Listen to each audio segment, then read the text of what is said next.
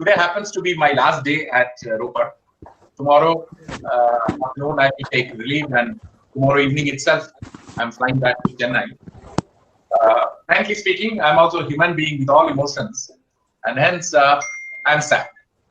When I heard the news that I'm going back, then really I was sad. But then I looked back at my journey so far.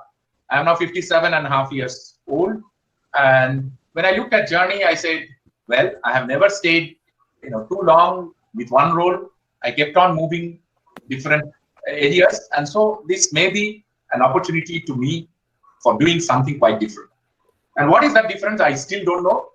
But I have started thinking about that. Okay, sorry to see one of the people who actually helped IIT Ropar a lot. He called, so I can't say no. Anyway, so when this one came, I was a little sad. But again, I thought that I have been moving on, and so this is an opportunity to move on. You are never static, but IIT Ropar will always remain in my heart. It's like my daughter, whom I grew up, and of course, the problem with daughters is you have to leave them at one point of time. And that's what I have to do now. Now, today I'll be talking about certain things about research with respect to my own experience, and more than research, the journey of life. The first thing I would like to tell all of you is this: life is very, very precious, extremely precious. So, see, life is extremely precious because if you just look at how many millions and billions of species are there on the earth, and how many of them are conscious animals? The best of them is human being. And so you are a human being. Now, among the human being, how many are lucky enough even to have an education? Half the world's population do not have proper food, do not have proper education, clothing, and residence. You had it all. So you are lucky in the next one. First one, to be born as human being, and second one, to be educated, to have the minimum requirements of life. The third one, which is very, very important, not just education, education up to the highest level. Today, the highest level of degrees, at least, I'm not talking of education. Education is never ending. But at least the highest level of degree is Doctor of Philosophy, PhD. And you are PhD students. So you have come to this level. Now, that gives you two things. One, it gives you a tremendous freedom to do a lot of things. See, suppose a person, even if he or she gets an education with an undergraduate mechanical engineering degree, what are the options to him? With an undergraduate degree, you can go to a company. If the company is doing well, is fine. You get certain promotions. If it's not doing well, it can chuck you off. You will be looking for another job. So options are extremely limited if your education ends somewhere in the middle. But options are tremendous when you go to the highest of the degree. In fact, there is a study in the United States which showed that at the time of depression, those are the people who are least vulnerable, who don't lose their job, are the people with PhD. So, because you don't have replacement, of course, you have to show that you don't have replacement. But if you attain the degree of PhD and in the chosen field, you do the job which is unique, which others cannot do, naturally, you are safer than anybody, whatever may be, whether it is pandemic, economic downturn, or anything else. And hence, I think you are also lucky there. And in India, you do PhD with scholarships from government. Most of you, 90%, more than 90% of you are getting one scholarship or other, whether it is from a project, whether it is from MHRD, CSIR, UGC, whatever it is. Ultimately, it is coming from people's money, the taxpayers' money. And taxpayer doesn't mean only those who pay income tax. Every man in the street is a taxpayer, because when he buys even a toothbrush, he or she pays tax. And so we are getting educated at the highest level by public money. That gives you certain advantages. It gives you the freedom to do a lot of things, and I will come to that lot of things. But at the same time, it also puts certain amount of responsibility, because people have financed for your education. So you have to give back something to the people. It's as simple as that. Now, if you just look at the opportunities in front of a PhD scholar, I made a survey when I was the Dean of Research at IIT Madras, that where do the PhD scholars go to? About 1/3 of them directly go to teaching, maybe teaching in undergraduate, private institutes, and so on. 1/3 of them go to postdoctoral research, PDF. And PDF previously always meant, PDF means going abroad, mostly to United States, maybe some in Europe. Some used to go to even the countries like Singapore, Japan, Korea, etc., Australia, and so on. So 1/3 go to the PDF. But here I would like to add that the PDF culture has started in India also. As an example, 2007, when I took over as the Dean of Research at IIT Madras, in a place like IIT Madras, which at that point of time had about 7,000-8,000 students, there were only 6 postdoctoral fellows. The number is 150 today in that institute. Even in an institute like IIT Ropar, which is so small, we have got something like 20-25 PhD postdoctoral scholars among those who have been offered and those who are there. So postdoc culture in India has also started. So postdoc is the other option one. And what is important? Corporate research, which was non-existent 10-15 years back in India. Almost nobody used to do any corporate research. Today, lots of Indian companies are investing in research, and foreign companies are coming here to set up research organizations. Like Intel has a research center in Bangalore. Samsung has 2 research centers, one in Gurgaon and one in Bangalore. GE has a research center in Bangalore. Dr. Reddy's have got research center. Pharmaceutical sector, there are a number of research centers there. I know particularly my PhD student works in a company called Thermax, who makes boilers, water equipment, and he is working on water purification technology after doing PhD. He did a PhD with me and a chemistry professor. He belongs to actually chemistry department. I was a co-guy. So what I'm trying to say, the corporate sector of research also has got a tremendous potential. So 1/3 of the students go to corporate research directly. And those who go to postdoc, they come back either as corporate research people or as faculty members in higher learning institutes. So opportunities are tremendous, immense in this country, all over the world. And hence, you are those privileged ones for whom opportunities will never be a point. Opportunities or getting a job will never be a difficult point if you keep on doing things. Now, the main plan of research or PhD degree is learning how to do research. I told my students that the day you get PhD, on one hand, you are the wisest person. On the other hand, you are the most stupid person. You are the wisest person because you have got the highest degree which is available on the earth. So you are definitely wisest. You are stupid because if you start thinking that I have attained what is required to be the greatest in terms of my profession, that is research, you will be most stupid person because research starts there. I have told it a number of times. PhD is something like a driving license. Driving license gives you some skills and the permission to do, carry on driving.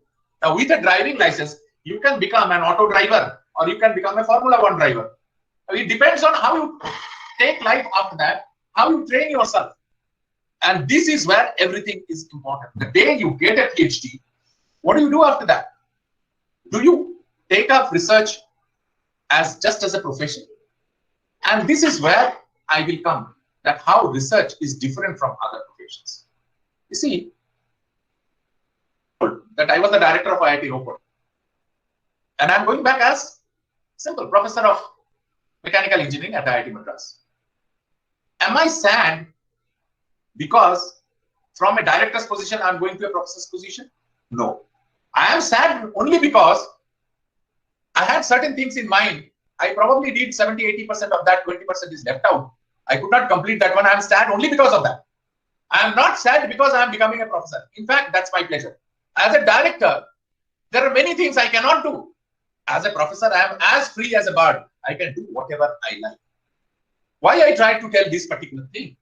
Today I am a mechanical engineer. I have worked on heat exchangers. I have worked on basic theory of fluid mechanics, heat transfer. I have worked on cancer biology.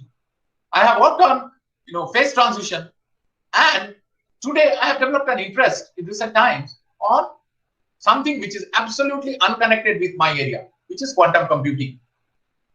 I am carrying 2-3 books with me. I have decided next 2 months I will sit down at my flat in Chennai in the 16th floor, having a view of the Bay of Bengal on one hand and Sriharikota Launch Center on the other, and read the book on quantum computing and try to do probably something on quantum computing.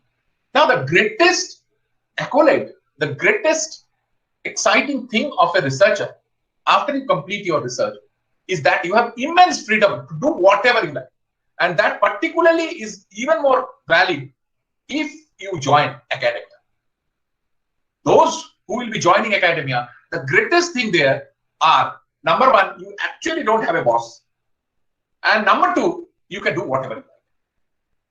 You want to do something quite different. When I was starting to do something related to cancer biology, my friends said, what are you doing? You are a mechanical engineer.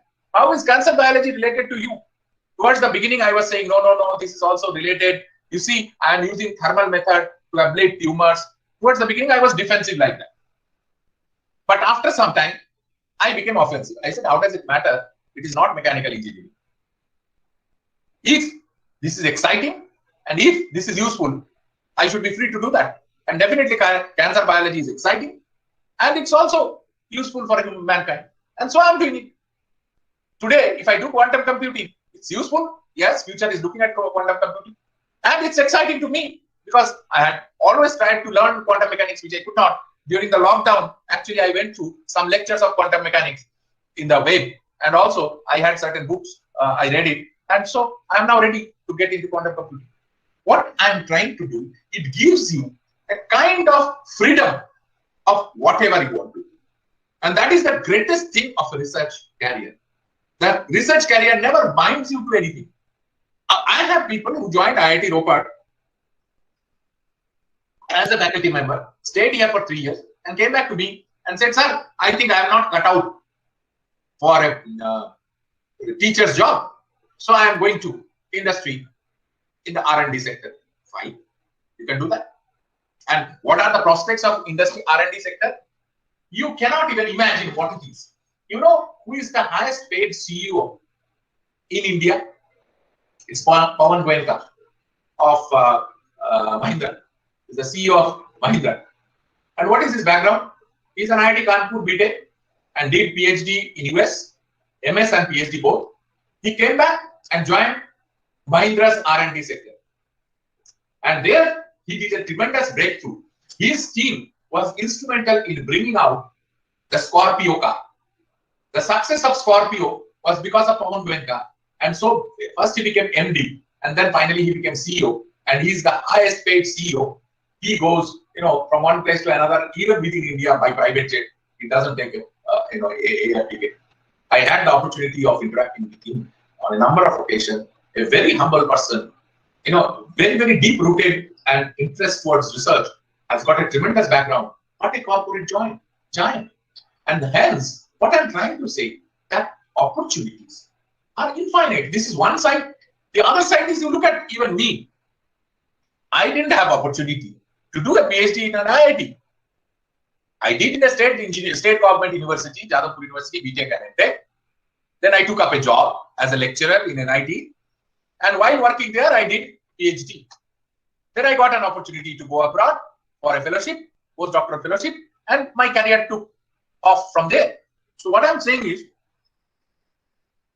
if I, starting in a very humble way, can come all the way, not only to become a professor of IIT, but to become a dean of IIT Madras and a director of IIT Ropar and a professor, visiting chair professor of MIT, all these if I can become with a humble beginning from Sambalpur University in an NIT, now you got much better opportunities than me. You have got better equipment, you have got better ambience, you have got better faculty members to guide you. And so with that, as I say, a life of freedom, a life of certainty, but more than that, a life where you will enjoy every day.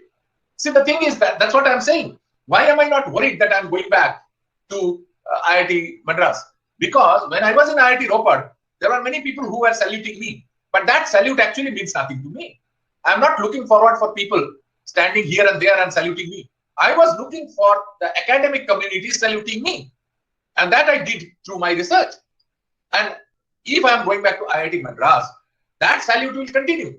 Recently, you know, Stanford University brought out a list of top 2%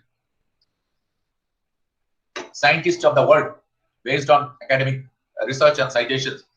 And I happen to figure as the top man in mechanical engineering from India, 191st in the world among all scientists living and dead.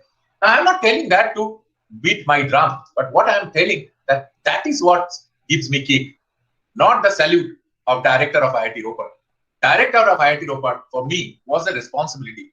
In 5.5 years, I tried to do it very sincerely, and you can see the results of that. But then, as an individual, I am still a person who is deeply rooted in teaching. Last 5.5 years, every semester I taught, you know that, and I was also doing my research. These 5 years, continuously my papers kept on publishing. Every Friday, I had Skype call with my students in Madras. I have got 2-3 students even here. I kept on doing that because research gives you a kind of passion towards that. Because you know, what is the difference between research and other kinds of degrees?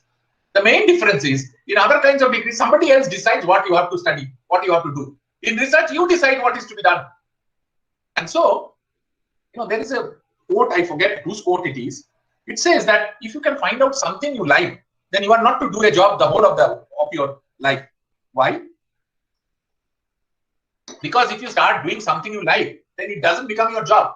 When I go back to IIT Madras tomorrow, and you know, from Tuesday I keep on sitting in my room, which may be a very small room compared to the director's room here, but I will have students. I can have exciting discussions with them on, you know, problems which are not solved yet. And so the kind of pleasure that we will have is something like I'm carrying out my hobby. And if I'm carrying out my hobby, then why should I look it as a job? It's not a job. It's my hobby. So my dear friends, if you want to go to that state where on one hand, you have got immense possibilities for a corporate job, for a great career, for a powerful, impactful career. On the other hand, you also have another kind of career, which is carefree, which is hobby, which is freedom, which is bossless work, no pressure. I had here as IIT Ropar director, I had pressure every day to do things. There I don't have any pressure on me. What I do is what I wish. So if you have another kind of career like that, for both of them, what is important is to learn research very well. And this is where I'm going to talk to you in the last few minutes about where does it come from. See, this comes from your training in PhD. You take up PhD, not just publishing 3 papers, writing a thesis and getting a degree. That you will get anyway. Yes, some may get little early, some may get little late. Even if you get it little late, don't worry about that. Because you are going, after this, you are going to work for 30-35 years. How does it matter if it takes 1 year more? It really doesn't matter. But what do you learn in this 5 years or 4 years? What is that you learn? The first thing that you should learn very well is how to find out a problem. Now, many of the students, try to avoid this particular step. If you do that, it is the most stupid thing, because your guide is here only for 4 to 5 years. After that, your research life begins. Now, if right in the beginning, you get a problem dictated by your guide, what will happen? The experience of how to find out a problem, what can be a problem, you don't know. So you are very unlucky. So the first thing is, even if your guide gives you a problem, go very well into literature and think over it. And one question, I think it should haunt you when you are PhD scholar, and even after that, throughout your life, whenever you do research. It's not very complicated. People think, for research, this skill is required, that skill is required. No. About research, there are 2 things. I always feel just 2 simple things. I should take a problem which excites me. If I am not interested in the problem, doesn't matter whether my guide is interested or not. Okay, so you need to take a problem at any point of time which you find interesting. That's number one. And the number two thing is, every day, every moment, you should start asking, what is new? What I'm doing, what is new in it?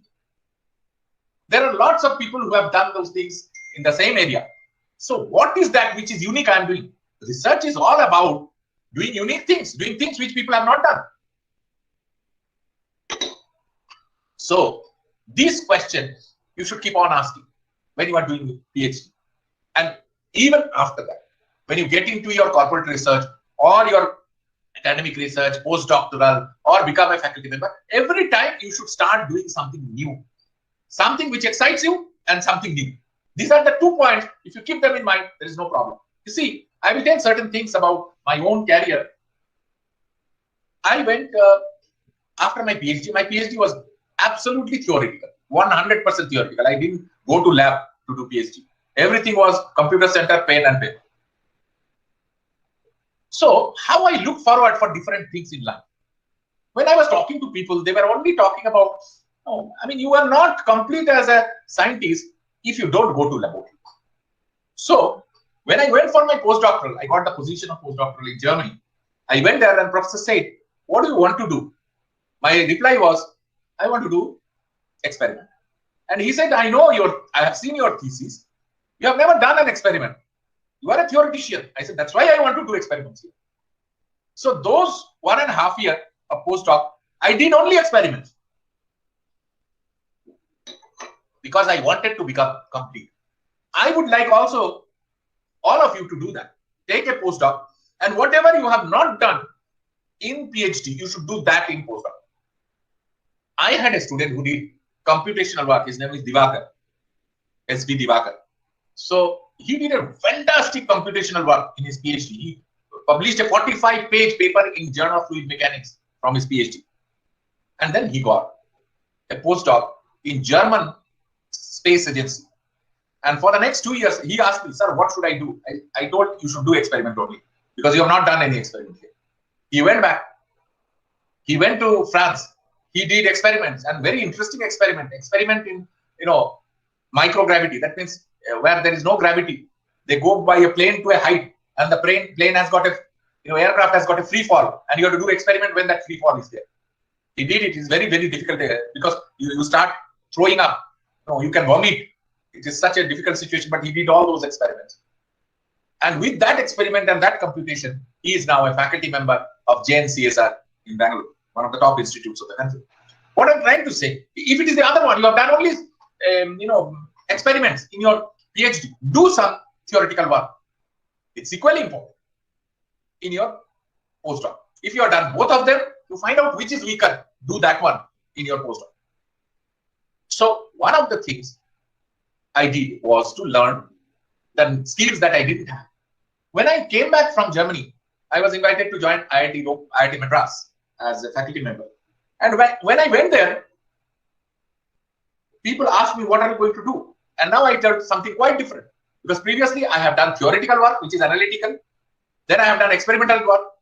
But I didn't have any experience in numerical work, computational work. And I started doing computational work at IIT Madras. And within a couple of years, I excelled in computational work.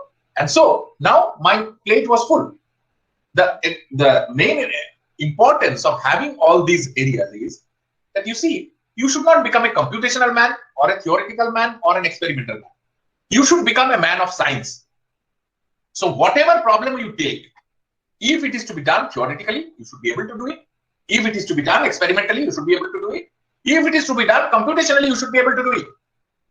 So during your PhD and postdoc, you should try to get skills of all types, which is going to help you.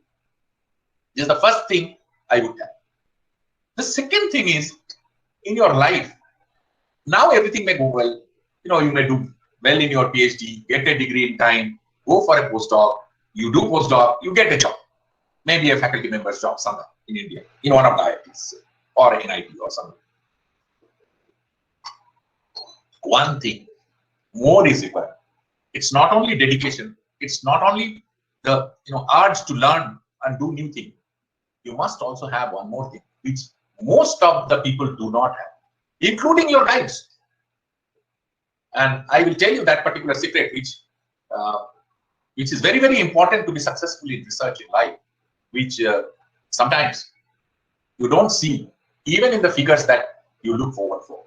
And that is courage.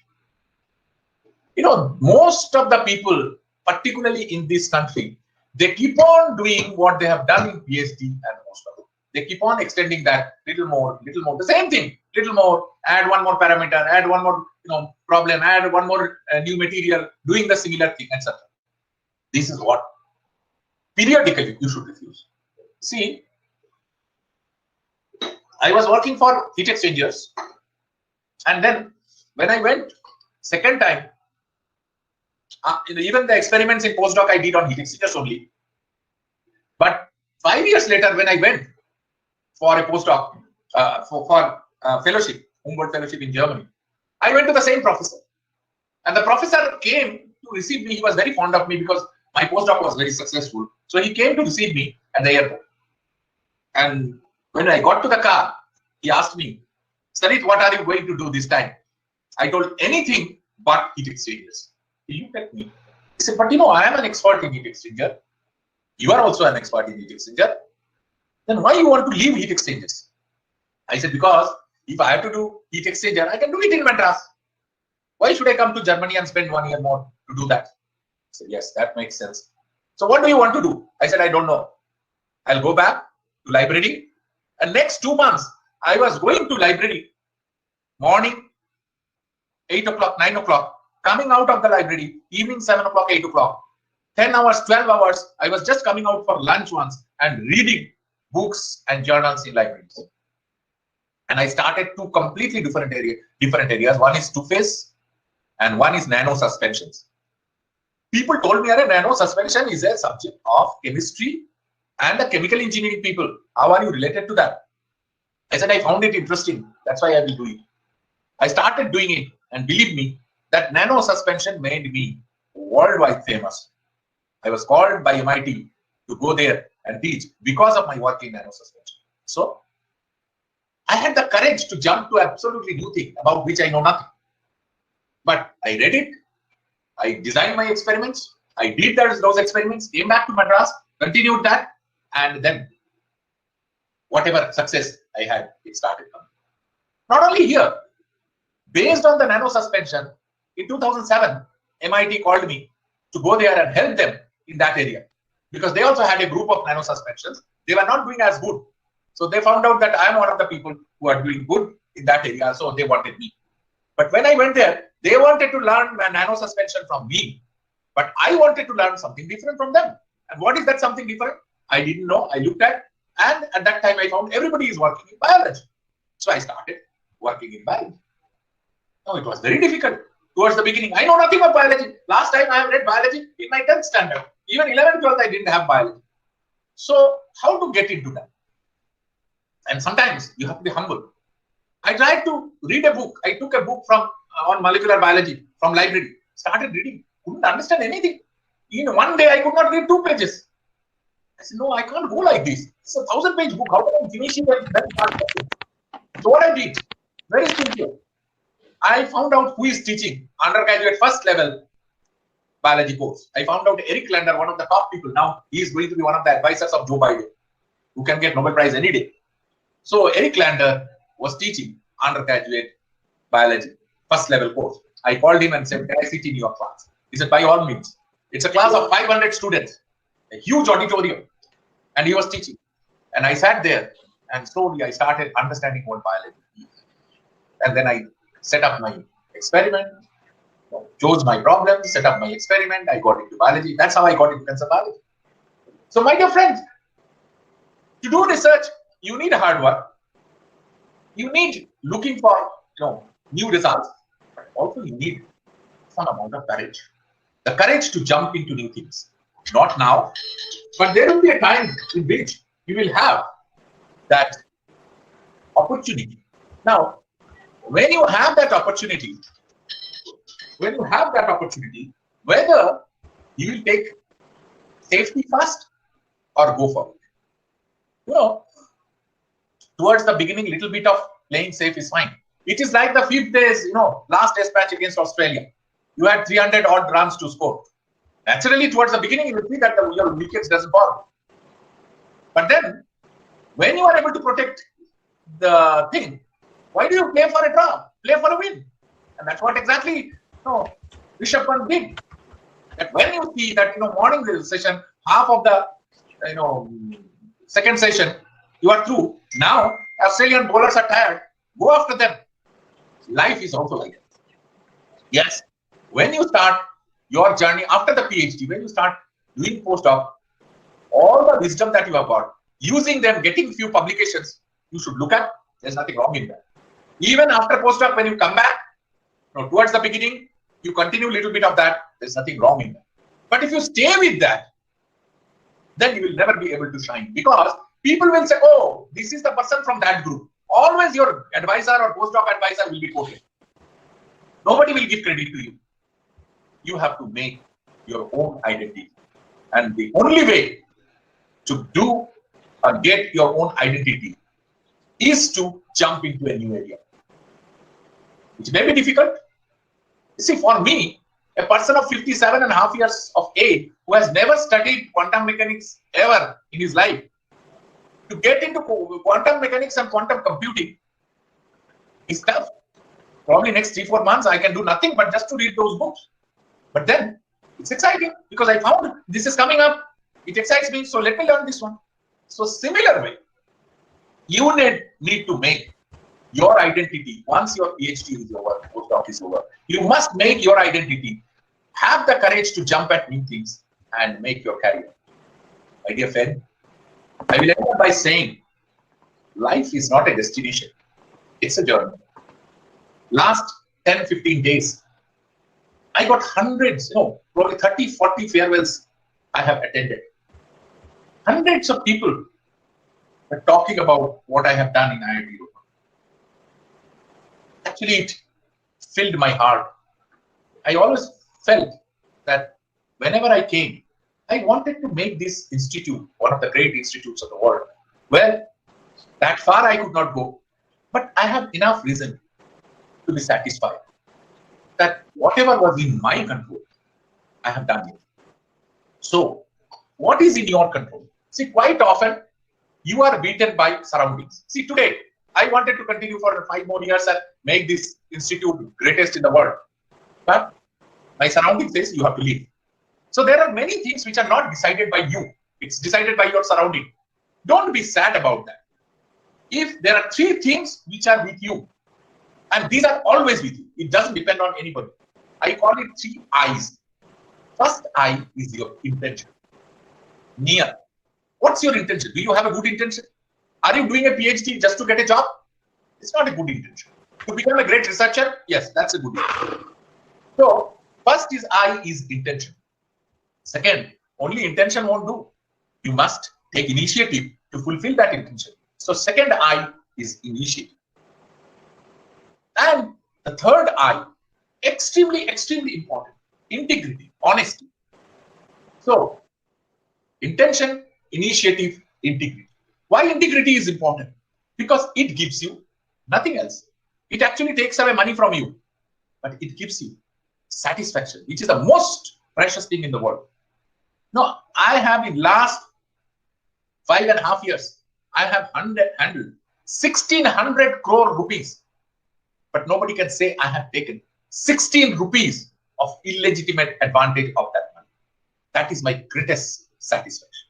I have, carried out construction where from contractors to, CPWD, to officials, to suppliers, they are ready to grab you if you allow corruption. I could have gone here from IIT Roper. Believe me, I could have gone from here taking 20 crore of rupees in the pocket. Very easily. It would have not have been very difficult. But while going, what I have to go with? In fact, for shifting of this one, 5 lakh, about 4-5 lakhs of rupees is required for me. And I didn't have the cash. I had to put one of my fixed deposit and take a loan against that and I'm using that for shifting. But I handle 1,600 crore rupees. And that is my satisfaction. Nobody can point finger and tell Professor Das here did something healthy. So, coming back to the entire thing, what is that in last 10, 15 days when I was meeting people, there were people crying, there were people who were so committed to me and saying that, sir, this is a shock to us. Now, many of them said, sir, you are a great director. You are a great institute builder. I really don't bother about that because you have seen one, you will see another one. There are many great institute builders in this country. But I tell, if two things are said, and these two always keep in your mind, if somebody says he's a good human being and an honest man, I think that's the greatest thing in life. I think you are too young to understand these because you are now making up your career. But while making your career, please do not leave these two things go. To your friends, to your subordinate particularly. Okay? If you become little unfair, there may be some gain for you. But don't pay that price. Actually, at the end of the day, you will be losing. So, I would urge you, make the greatest of the career, but don't compromise on two things. Don't become a bad human being for being successful, and don't compromise on integrity for whatever gain it might be. You will see at the end of the day, you will sleep well at night. You will be happy. And when you walk off, tomorrow when I will walk off, I know my heads will be high. I will end with one, Kabir's, you must have heard this particular bhajan. It says, जब हम पैदा हुए, जग हंसे हम रोए, ऐसी करनी करो कि हम हंसे जग रोए. When we were born, the whole world laughed and the child cries. You do such work in your life so that when you leave from this earth, you go smiling, everybody else will be crying. This is true for your life. This is true for your profession also. This is even I found true for my stay in IIT Roper. When I came, everybody was laughing. What can you do? Nothing has happened to this institute. And, a new person has come. He has a lot of energy. Let's see what he does. And I was really crying. Nothing was in place properly. Now, 5 years later, I am leaving. I have nothing to repent. I'm laughing and going. But people are crying. That's what is the game in life. Thank you very much. Thank you. Thank you. And success. I wish success for each one of you. Thank you very much. IIT Roper should shine because of your work. Okay? Yes.